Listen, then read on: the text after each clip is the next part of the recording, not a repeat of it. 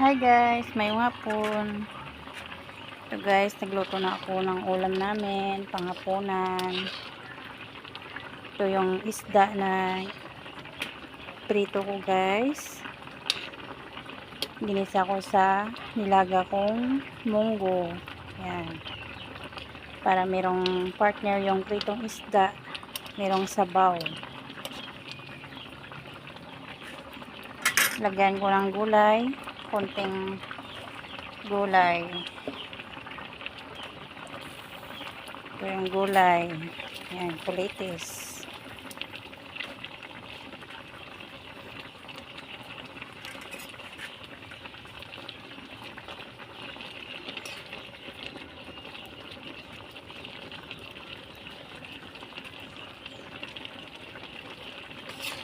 Simpleng luto.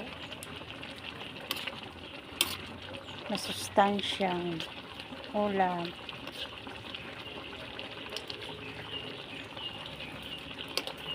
Kulitis, may munggo, isda.